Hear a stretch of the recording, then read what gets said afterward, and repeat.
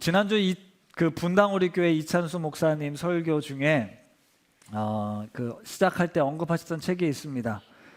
사막을 건너는 6가지 방법이라는 제목이었는데요. 기억나시죠? 네, 당연히 기억이 안 나야겠죠. 네, 사막을 지나는 6가지 방법의 첫 번째가 무엇이었냐면 지도를 가져가지 말고 나침반을 가져가라는 내용이었습니다. 인생이 사막과 같아서 변화무쌍하기 때문에 지도가 소용이 없다. 대신 내면에 흔들리지 않는 나침반이 있으면 길을 잃어도 지도가 없어도 계속해서 나아갈 수 있다라는 이제 설교의 내용에 이제 시작되는 말씀이었는데, 지난주 믿음으로 예수를 바라보자라는 제목으로 말씀을 나누었잖아요. 우리가 이 땅을 살아가면서 꼭 가지고 있어야 될 나침반이 바로 예수 그리스도에 대한 믿음이라고 생각을 합니다. 그런데 우리의 관심사는 이 세상을 살아가면서 어떻게 해야 내가 목적지까지 잘 갈 수 있을까 하는 이 지도를 갖고 싶어 합니다. 우리 아이들을 어떻게 키워내야 성공할 수 있을 것인가, 어느 곳에 투자를 해야 더 많은 이 부를 얻을 수 있을까라는 지도를 가지고 인생을 살아가려고 하는데요, 그것들을 쫓아가다 보면 어느 순간 길을 잃을 수 있다는 거죠. 앞이 캄캄해질 때가 온다라는 겁니다. 그럴 때 우리 안에 있는 이 예수 그리스도라는 믿음이라는 나침반이 있다면 우리는 흔들림 없이 우리의 인생길을 걸어갈 수 있게 된다는 것인데요, 그래서 우리 오늘은 옆에 분들과 이렇게 인사 나누겠습니다. 예수님을 바라봅시다 라고 인사해 보겠습니다. 예수님을 바라봅시다. 네. 여전히 보니까 이게 서로 낯설어가지고 인사를 제대로 못하시는 분들이 많이 있는 것 같습니다. 올해 사도행전 말씀을 우리가 쭉 살펴보고 있었고요. 그 다음에 이제 대림절이 시작이 됐습니다. 대림절은 어떤 말씀을 나눌까 하다가 지난주에는 이제 믿음에 대해서 말씀을 나누었고, 오늘은 소망에 대해서, 그리고 다음 주는 사랑에 대해서 말씀을 나눌 겁니다. 믿음, 소망, 사랑, 그리고 24일 날에는 예수 그리스도, 복음의 시작인 예수 그리스도를 나누려고 하는데요, 지난주에는 히브리서 말씀을 가지고 믿음에 대해서 나누었다면 오늘은 로마서 15장에 나오는 이 소망이 넘치기를 원하노라는 이 소망을 살펴보려고 합니다. 그래서 오늘 설교 제목은 공동체적 구원에 대한 소망입니다. 공동체적 구원에 대한 소망. 벌써 이 설교 제목을 보시고 은혜가 안 될 것 같다라는 느낌을 받으신 분들이 있을 것 같습니다. 왜냐하면 내가 오늘 이곳에 나온 이유는 내 마음이 너무너무 힘들고 괴로워서, 내 안에 이런 어려움과 아픔이 있어서 오늘 말씀을 통해 좀 위로받고 다시 힘을 냈으면 좋겠는데, 공동체적 구원에 대한 소망을 이야기하면 나와 상관없는 이야기를 하는 게 아닌가 싶은 생각에 은혜를 받지 못하실 수도 있을 것 같습니다. 설교자로서 사실 늘 이 부분이 고민이 됩니다. 우리 성도님들의 필요와 아픔과 또 고통의 문제들을 하나님 앞에 기도하고 또 그 문제들을 해결해 주실 하나님에 대한 소망을 이야기하면 참 좋겠지만, 성경에 나와 있는 말씀들을 있는 그대로 설교하다 보면 내가 원하는 바대로 설교를 할 수가 없는 거죠. 지난주 화요일에 목회자 기도회가 있었습니다. 성도님께서 적어주신 기도 제목을 놓고 기도를 하다 보면 이분이 이렇게 참 너무 힘들겠구나, 너무너무 어렵겠구나, 도대체 언제쯤 이 고난이 끝날 것인가, 이런 절망감을 느끼게 될 때가 있습니다. 그런 성도님들이 어렵게 일주일에 한 번 이곳에 나와 예배를 드릴 때 여러분의 문제를, 우리의 고통을 우리 주님이 다 알고 계시고 그 모든 것들을 예수 그리스도를 통해 우리 가운데 다 해결해 주셨으니 걱정하지 마십시오, 두려워하지 마십시오, 하나님께서 반드시 일으키실 것이고 회복시켜 주실 것입니다 라는 말씀, 이런 말씀도 필요할 것입니다. 하지만 오늘 로마서 15장에 나오는 이 소망은 개인적인 구원에 대한 소망에 대한 이야기가 아닙니다. 우리가 올 한 해 사도행전 말씀을 통해서 쭉 묵상해 왔던 흐름과 연결되어서 온 열방이 하나님 앞에 나와 동등한 하나님의 자녀로서의 지위를 누리고 함께 그 구원의 은혜를 누리는 그 소망을 뜻하고 있습니다. 좀 다른 이야기지만 불교에는 2가지 종파가 있어요. 대승불교와 소승불교로 나뉘어집니다. 우리나라나 일본, 중국은 주로 대승불교를 믿고 동남아시아는 소승불교를 믿는다고 합니다. 대승불교는 약간 좀 대승적 차원에서 인류의 평화나 구원, 이런 안정 이런 이야기를 이야기한다면, 소승불교는 개인적인 차원으로 자신을 훈련하고 어떤 자신이 열반에 이르는 개인적인 부분에 집중을 하거든요.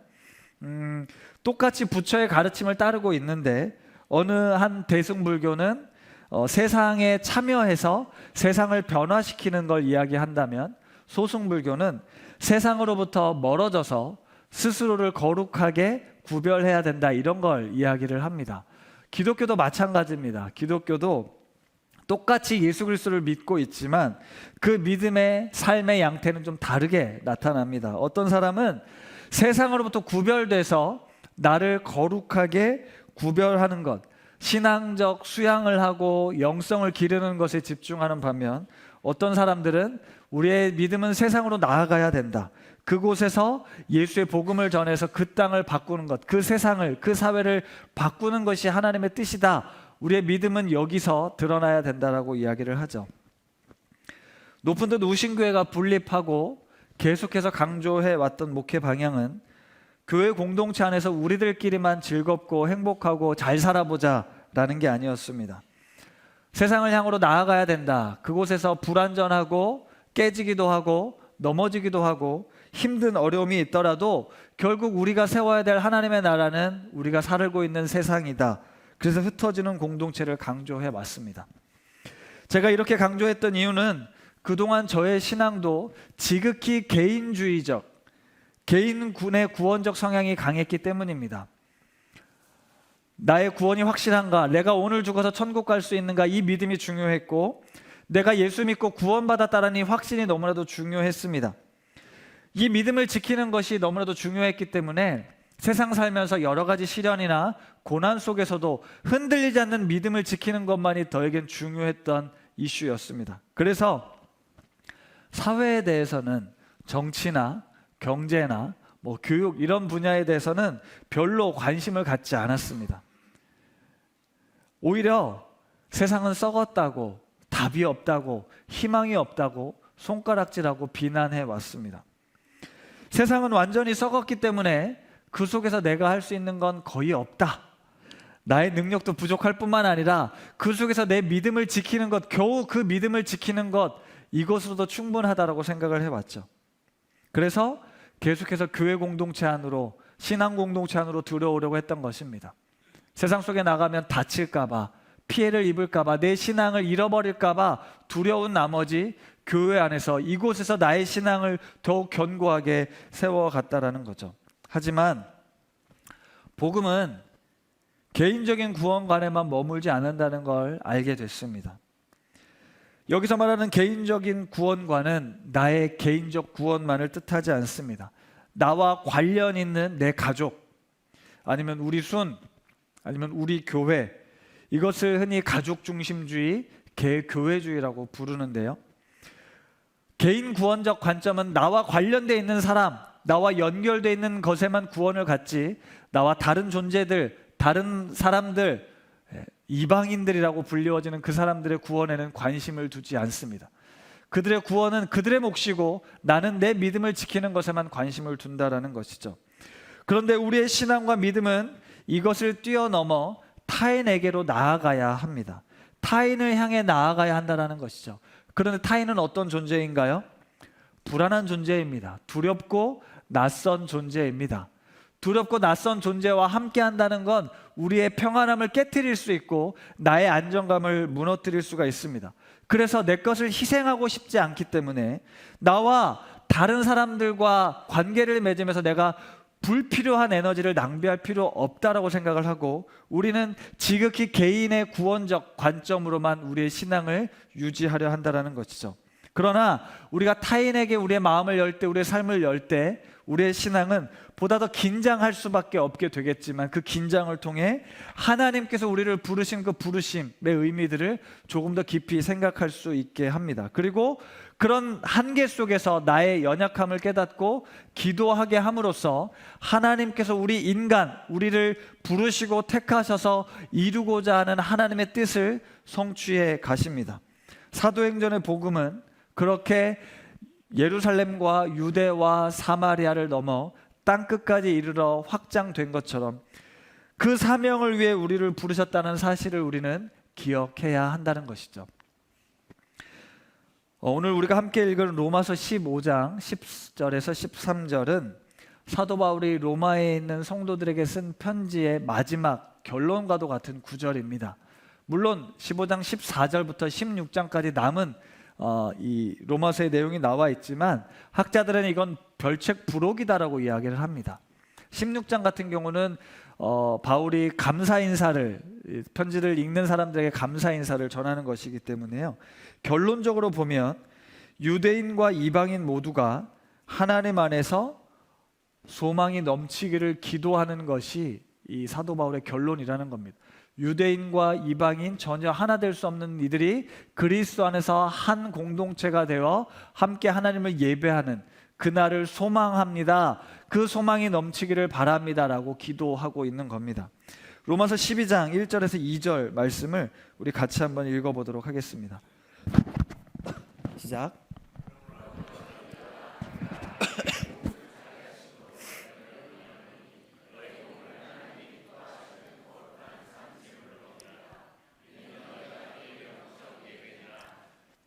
너희는 이 세대를 본받지 말고 오직 마음을 새롭게 함으로 변화를 받아 하나님의 선하시고 기뻐하시고 온전하신 뜻이 무엇인지 분별하도록 하라. 아멘. 우리가 로마서를 잘 알고 로마서 12장 1절 2절 말씀이 워낙 유명해서 잘 알겠지만 로마서는 총 16장으로 구성되어 있는데 1장부터 11장까지는 우리가 어떻게 해서 구원을 얻게 되었는지 그 구원의 과정을 설명합니다. 그래서 대표적으로 이신칭의라는 단어가 있습니다. 우리가 믿음으로 의롭게 되었다라는 것입니다. 하나님의 은혜로 말미암아 우리가 구원을 받았다라고 이야기를 합니다. 그리고 12장부터는 이제 구원받은 우리 그리스도인들이 어떻게 새로운 삶을 살아야 하는가에 대해서 이야기를 하죠. 그리고 12장 1절과 2절은 그 시작의 말씀입니다. 하나님이 기뻐하시는 영적인 예배는 너의 몸을 산 제물로 드리는 것이다. 너의 삶을 하나님이 기뻐하시는 예배로 드려야 된다. 비록 이 세상에서 물들지 말고 본받지 말고 변화를 받아 하나님의 선하시고 온전하시고 기쁘신 뜻을 분별해라 라고 이야기를 합니다. 그러면서 그리스도인의 새로운 삶을 이야기할 때 무엇을 이야기하냐면 네가 죄인이니까 날마다 하나님 앞에 나와서 회개해야 돼, 그래야 내가 죄사함을 얻을 수 있어를 이야기하지 않고 세상 속에 나아가서 그들과 부딪히면서 그리스도인다운 삶을 살아내라고 이야기를 하고 있습니다. 일상의 삶에서 네가 그리스도의 은혜로 새롭게 변화된 것처럼 그 세상을 하나님의 은혜로 말미암아 변화시켜야 된다라고 이야기를 하고 있다는 것이죠. 하나님의 뜻은 나와 너, 우리가 모두가 하나님의 구원받은 백성이라는 사실을 알려주는 것입니다. 죄로 말미암아 깨어져서 원수가 되었고 적이 되었고 끊임없이 경쟁하는 존재로 살아가고 있지만 하나님의 뜻은 그렇지 않다. 예수 그리스도로 말미암아 모든 인류가 그리스도 안에서 하나가 된다.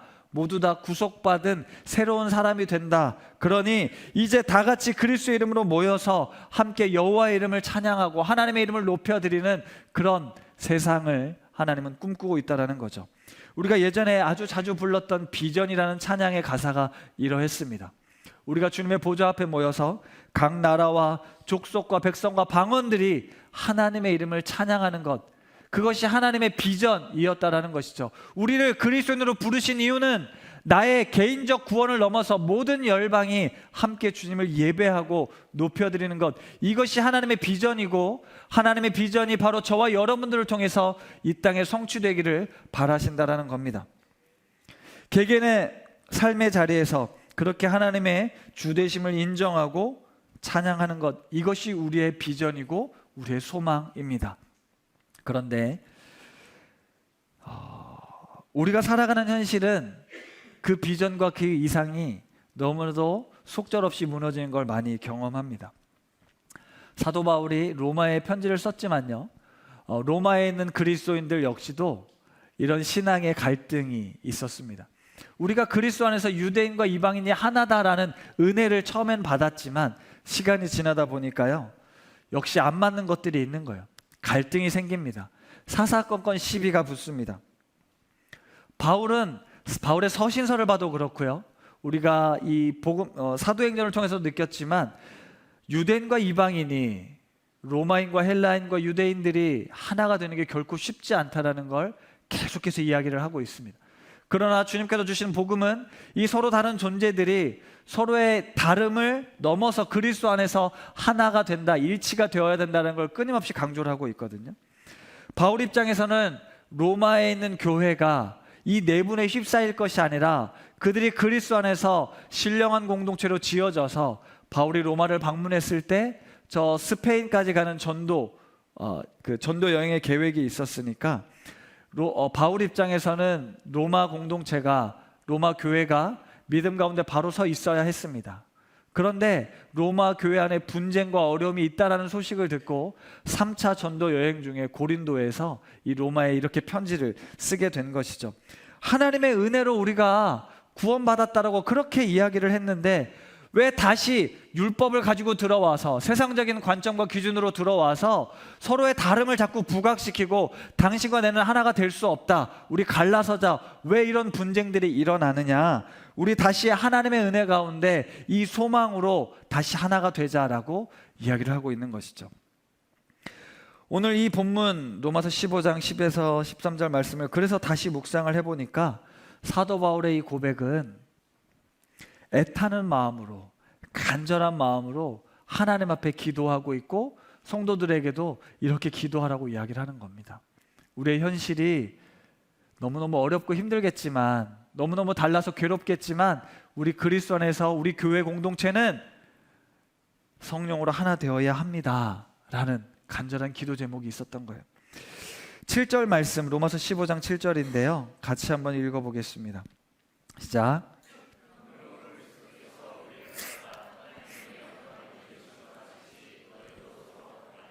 아멘. 이 앞부분의 7절에 어떤 내용이 나오냐면 우리가 그리스도께서 우리를 받아주셔서 하나님께 영광을 돌린 것처럼 너희도 서로 받으라라고 이야기를 합니다. 지난주에도 말씀드렸지만 우리가 이곳에 나올 수 있는 건 하나님의 받아주심이 있었기 때문입니다. 하나님이 저와 여러분들을 받아주셨기에 그 은혜로 우리가 이곳에 나와 예배할 수 있는 거예요. 그런 하나님께서 뭐라고 말씀하냐면 너희도 서로 받으라라고 이야기를 하고 있습니다. 옆에 분들 한번 보십시오. 받을 수 있는 존재라는 거죠. 그런데 낯섭니다. 잘 모릅니다. 내가 지금 이곳에 나와 예배하는 건 내가 하나님 앞에 받음, 하나님께서 나를 받아주셨기 때문에 나와서 예배를 드리고 있지만 지금 여기 함께 예배하고 있는 우리 모든 공동체 구성원들도 그렇게 받은 존재라는 것이죠. 따라서 우리가 예수 그리스도를 믿음으로 살아갈 때 예수님께서 나를 받아주신 것처럼 우리는 끊임없이 다른 이들을, 타인을 받아주는 삶을 살아야 된다는 것입니다. 이게 그리스도인들이 살아야 될 모습이라는 거예요. 물론 아까도 말씀드렸지만 나의 개인의 구원의 문제가 지금 너무너무 중요해서 내 믿음이 흔들리고 있고 내 신앙이 흔들리고 있어서 내가 더 하나님을 간절히 만나고 하나님 안에서 새롭게 되기를 소망하는 분들도 있을 것입니다. 하지만 그런 단계를 넘어섰다면 이젠 타인을 향해 나아갈 수 있어야 된다는 거죠. 엊그제 저희 아내랑 넷플릭스에서 그 콘크리트 유토피아라는 영화를 봤어요.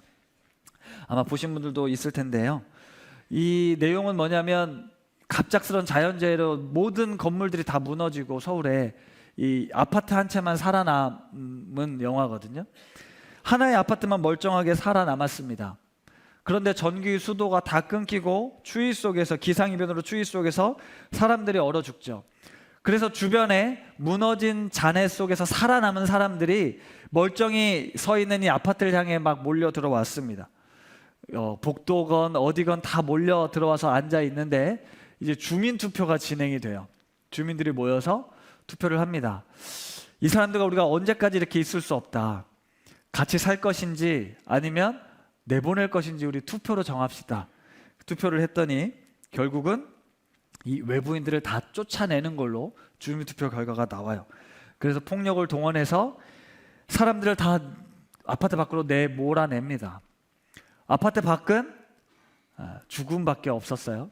저 먹을 것도 없고 고통밖에 없는 추위 속에 죽어가야 되는데, 이 사람들이 안타깝지만 우리가 살기 위해선 어쩔 수 없다라는 이런 결론을 내리게 되죠. 절박한 상황에서 모두가 다 살 수 없으니 그들을 내보내고 우리라도 살아야 되지 않겠냐라는 결정을 내린 겁니다.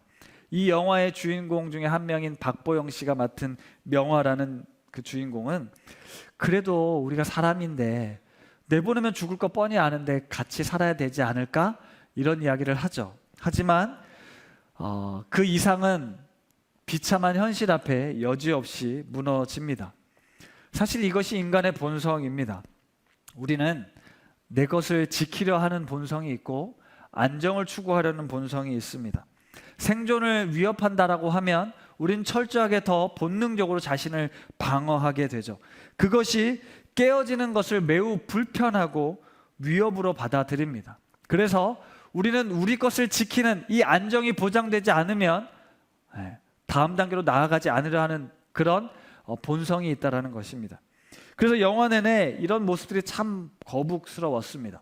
아파트 주민들, 우리 주민들은 아파트는 주민의 것이라고 이야기하면서 이들이 방범대원을 조직해서 이제 밖으로 나갑니다. 잔해더미 속에서 먹을 거를 구하러 나가죠. 멀쩡하게 마트에서 수많은 음식들을 챙겨오기도 합니다. 그런데 그 과정 속에서 죽어가는 사람들을 보고 때로는 폭력을 동원해서 사람들을 죽이기도 합니다. 그리고 가져온 음식들로 자기들만의 잔치를 벌이면서 우리는 유토피아를 살고 있다라고 이야기를 하는 거죠. 왜냐? 그들이 무너진 모든 세상 속에서 자신들의 아파트를 세우고 거기서 리더를 뽑고 조직과 시스템을 완벽하게 마련한 이후에 노력한 만큼 배급을 하면서 이상적인 사회를 구현했다라고 착각하고 있었던 것이죠. 세상은 남들은 죽어가도 우리만 살 수 있다면, 우리만 행복하다면 아무런 문제가 없다라고 생각했던 것입니다. 제가 말씀을 준비하면서 이 영화가 생각났는데요, 이 영화에 나오는 아파트가 교회라면 어땠을까를 생각해 보게 됐습니다. 모든 세상이 다 무너지고 우리 교회만, 이곳만 무너져 있지 않다면, 이곳으로 사람들이 몰려온다면 우리는 어떻게 할 것인가? 우리는 분립 후에 코로나라는 전 세계적인 위기를 경험했습니다. 2년이 넘는 시간 동안 한 번도 경험해보지 못한 전염병의 공포로 우리는 휩싸여 있었습니다. 그런데 대표적으로 욕을 먹었던 장면이 기억이 나실 겁니다. 바로 교회를 향한 세상의 욕이었습니다. 모이지 말라고 하는데 굳이 모여서 우리의 신앙은 자유다, 하나님을 예배하는 것은 우리가 목숨과도 바꿀 수 없는 일이다 라고 이야기를 하면서 하나님 앞에 열정을 가지고 모이기에 힘썼던 교회들이 있었습니다. 교회 밖의 사람들은 그런 교회를 보면서 손가락질했고 자기들밖에 모르는 단체라고 비난했습니다. 그건 교회 내부에서도 이 문제를 가지고 여러 가지 갈등들이 있었죠.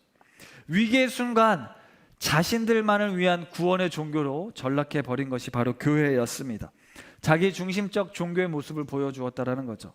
마찬가지로 우리 교회 공동체는 모든 사람들에게 열려있는 공동체이지만 우리 안에도 이기적인 본성이 자리하고 있기 때문에 나와 다른 관점들, 다른 가치들을 가지고 들어오는 사람들이 우리의 신앙을 위협할 수 있다라고 두려워합니다. 내가 누리고 있는 이 혜택들을 나만 누리고 싶은데 그것이 줄어든다라고 불편한 마음을 갖게 됩니다. 우리만 선택받고 우리만 좋은데, 우리끼리 행복하는 것 너무너무 감사한데 다시 또 다른 낯설므로 이방인들을 받아들임으로 인해서 우리가 겪어야 될 그 불편함들을 가지려고 하지 않는다라는 것이죠.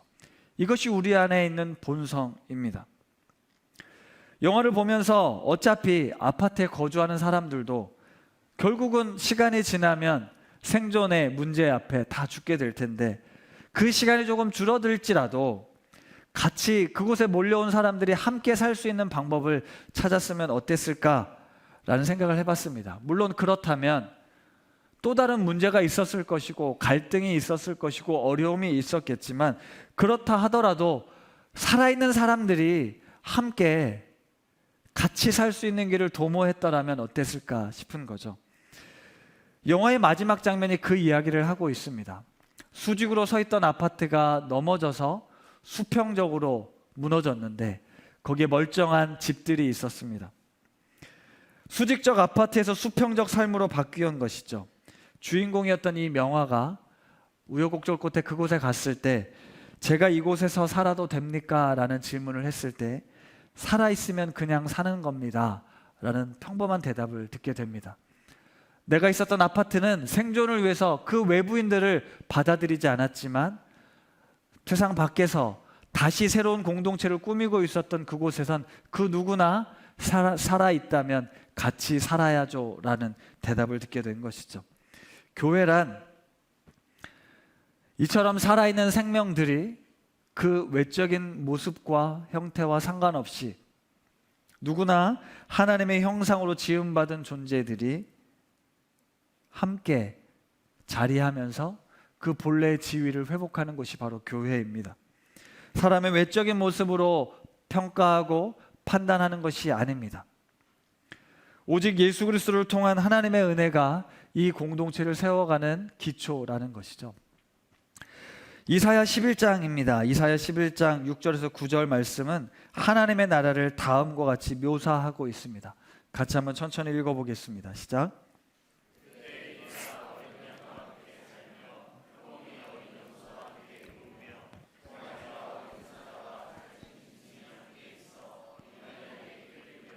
암소와 곰이 함께 먹으며 그것들의 새끼가 함께 엎드리며 사자가 소처럼 풀을 먹을 것이며 젖먹는 아이가 독사의 구멍에서 장난하며 젖된 어린아이가 독사의 굴에 손을 넣을 것이라.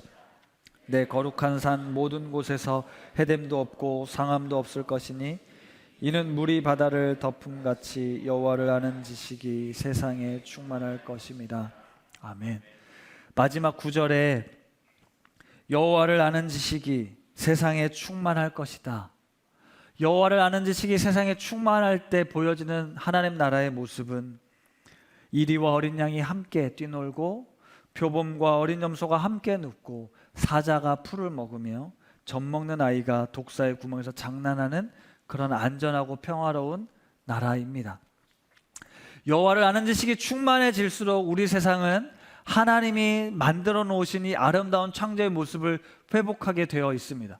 여호와를 아는 지식이 충만할수록 세상은 그렇게 변화되어져 갈 수밖에 없다는 거죠. 다시 말하면 우리 그리스도인들이 개인적인 구원의 그 관점을 넘어서 온 열방을 구원하길 원하시는 하나님을 향한 믿음이 있다면, 그 하나님을 향한 올바른 지식을 가지고 있다면 이 공동체가 바로 하나님 나라의 모습을 구현할 수 있게 된다는 거죠. 이어서 10절은 무엇이라 이야기하냐? 그날에 이새의 뿌리에서 한 싹이 나서 만민의 기치로 설 것이요 열방이 그에게로 돌아오니 그가 거한 곳이 영화로우리라 말씀하고 있습니다. 이새의 뿌리, 예수 그리스도를 통해서 이런 하나님의 나라가 완성될 것이라고 이야기하셨습니다. 예수님께서 이 땅에 오셨습니다. 그리고 하나님의 나라가 시작이 되었습니다. 그 하나님의 나라의 시작은 무엇이었습니까? 이 세상의 많은 계급 질서들을 타파하고 모두가 하나님의 동등한 백성으로 그 삶의 자유를 맛볼 수 있게 하셨습니다. 하지만 여전히 세상은 그러지 못합니다. 우리가 살고 있는 세상은 치열한 경쟁 사회요, 계급 사회입니다. 구별하고 차별되어 있습니다. 하지만 우리 그리스도인들은 그 세상을 뛰어넘어 하나님 나라의 소망을 가지고 살아가는 존재들이라는 것이죠. 세상과 같은 식과 같은 법으로 행동하고 나의 생존을 위해서, 나의 생존, 우리 가족의 생존을 위해서 똑같이 살아가는 것이 아니라 예수 그리스도를 통해 이 땅에 이루어질 하나님의 나라를 소망하며 그 소망이 우리 가운데 충만하여져서 내 것을 내려놓는 것, 내 것을 희생하는 것, 우리를 희생하는 것을 기꺼이 아까워하지 않고 그 삶을 살아내는 것이죠. 그게 바로 그리스도인들의 삶이라는 것입니다. 그게 바로 교회가 살아내야 될 신앙의 모습이라는 것입니다. 사도 바울은 이 소망을 가지고 로마 교인들에게 편지를 쓰고 있는 거예요. 간절하게 기도하고 있는 것입니다. 13절 말씀입니다. 같이 읽겠습니다. 소망의 하나님이 모든 기쁨과 평강을 믿음 안에서 너희에게 충만하게 하사 성령의 능력으로 소망이 넘치게 하시기를 원하노라. 잠깐 띄워주십시오. 소망의 하나님, 우리에게 소망이 있으신 하나님, 우리의 소망의 근원은 하나님이시잖아요. 하나님이 우리 안에 모든 기쁨과 평강을 믿음 안에서 넘치게 해주시기를 원합니다. 그리고 기쁨과 평강이 믿음 안에서 넘친 우리의 삶이 충만케 되어서 성령의 능력으로 그 소망이 넘쳐가길, 우리로부터 흘러 넘쳐가기를 사도 바울은 간절하게 기도하고 있어요. 이 소망의 내용을 다시 한번 설명해 드리자면 유대인과 이방인이 하나다. 강한 자와 약한 자가 서로 받는 존재, 강한 자와 약한 자가 서로 받아서 함께 살아가는 세상. 이 세상은 갖가지 이유로 자신의 생존을 지키기 위해 울타리를 치고 경계를 만들고 침입자들을 허락하지 않지만, 우리는 하나님의 나라를 위해 우리의 경계를 허물고 구별하고 편을 나누지 않고 생명 있는 모든 존재들을 받아들이며 그들을 아름답게 존귀하게 바라봐주는 삶, 그것이 바로 하나님의 나라죠. 인류의 역사는 전쟁의 역사입니다. 인류가 있는 동안 끝없이 전쟁의 이야기들은 계속되었습니다. 전쟁의 비참함을 우리는 너무나도 잘 알고 있지만 인간의 죄성은 또다시 전쟁을 반복하게 합니다. 우크라이나와 러시아의 전쟁이 벌써 2년이 다 되어 갑니다. 남의 이야기고 먼 나라의 이야기이기 때문에 우리의 관심사로부터 점점 멀어져 있지만, 그들이 지금 지나고 있는 이 추운 겨울은, 전쟁의 시간은 절망과 흑암의 시간들입니다. 이스라엘과 하마스 사이의 전쟁도 역시 수많은 희생자와 아픔을 안고 있습니다. 그런 전쟁 외에도 우리의 삶도 역시 전쟁터입니다. 죽고 죽이고 멸망하는 그런 삶을 우리가 살고 있습니다. 모두가 다 같이 잘 사는 삶이 아니라 누군가를 짓밟고 올라서야 내가 살 수 있다라는 삶이죠. 우리의 자녀들을, 우리의 가정을 지키기 위해서 우리는 끊임없이 투쟁하고 싸우는 삶을 살고 있습니다. 그러나 하나님께서 예수 그리스도를 이 땅에 보내주신 이유는 나 같은 자를 구원하기 위함도 있지만 온 세상을 구원하기 위함이었습니다. 죄로 말미암아 깨어진 세상, 그로 인해서 서로 죽이고 죽이는 싸움들이 계속되는 그 세상의 그 폭력을 끝내고 다시 하나님의 창조 질서를 회복하기를 원하시는 하나님께서 이 땅에 예수 그리스도를 보내심으로 온 열방이 하나님의 나라 되는 그 나라를 시작하셨다라는 겁니다. 따라서 우리도 이 공동체적 구원에 대한 소망을 놓아서는 안 된다라는 것이죠. 우리가 이곳에 나와 나의 개인의 문제, 개인의 어려움을 하나님 앞에 토로하고 하나님 앞에 부르짖는 것도 필요하지만, 거기에 머물러서 그것만을 위해서 우리의 신앙을, 우리의 믿음을 드려서는 안 됩니다.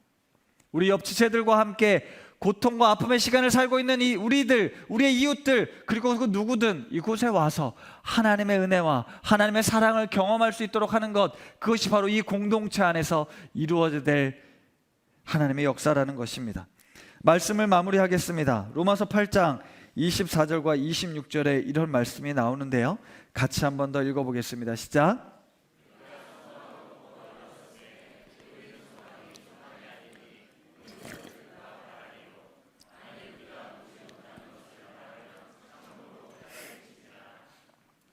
이와 같이 성령도 우리의 연약함을 도우시나니 우리는 마땅히 기도할 바를 알지 못하나 오직 성령이 말할 수 없는 탄식으로 우리를 위하여 친히 간구하시느니라.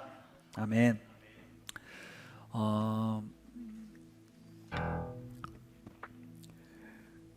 우리가 소망으로 구원을 얻었는데요, 보이는 소망이 소망이 아니라 보는 것을 누가 바랄 것이냐라고 이야기를 하고 있는데, 믿음과 매우 비슷합니다. 믿음도 바라는 것들의 실상이요 보지 못하는 것들의 증거다. 믿음은 바라는 것들의 확신이요 보지 못하는 것들의 확신이다라고 말씀을 드렸어요. 우리의 믿음은 하나님이 계시다는 것, 우리에게 상 주시는 분이심을 믿는다라는 것, 이게 믿음의 내용이었습니다. 소망도 마찬가지입니다. 보이지 않습니다. 우리의 현실을 바라보면 이런 소망을 품는 게 어리석은 것처럼 보인다라는 거죠. 하지만 우리에겐 그 소망을 품어야 합니다. 보이지 않지만 하나님의 소망을 우리가 품어야 한다는 것이죠. 그리고 보지 못하는 것을 바라면 참음으로 기다리라고 말씀하십니다. 그러면서 어떤 구절이 나왔냐면요, 성령도 우리의 연약함을 도우신답니다. 우리의 연약함을 알고 있는 거예요. 내 믿음, 내 신앙 지키기도 어려운데 우리에게 자꾸 다른 이들에게 다가가라, 그들을 사랑해라, 용서해라고 이야기하는 것, 우리가 연약하여 할 수 없다는 걸 알고 있습니다. 그래서 성령께서 연약한 우리들을 위해 탄식하며 기도하고 있는 거예요. 성령이 말할 수 없는 탄식으로 우리를 위해 기도하고 있습니다. 그 내용이 뭐라고요? 나의 구원을 위한 기도가 아닙니다. 내가 이해할 수 없는 옆 지체들, 내가 상종할 수 없는, 나를 괴롭게 하고 나를 귀찮게 하고 나를 힘겹게 하는 이들, 그들도 하나님의 자녀야. 그들도 하나님의 사랑받는, 하나님의 구원이 필요한 존재들이야. 내가 그들을 위해 기도해야지, 사랑해야지, 내가 용서해야지. 내 힘으로 할 수 없는 나의 연약함을 알고 있기에 성령께서 말할 수 없는 탄식으로 기도하고 있다는 거죠. 예수 그리스도를 통해 하나님께서 이 땅에 성취하고자 하는 그 계획은 우리 모두가 다 하나님의 구원, 하나님의 구원받은 백성이 되는 것입니다. 보이지 않지만, 아니, 이 공동체적인 구원에 대한 소망과 기대도 점점 더 사그라지고 있는 세상입니다. 지극히 개인주의적이고 이기적으로 변하고 있는 세상이에요.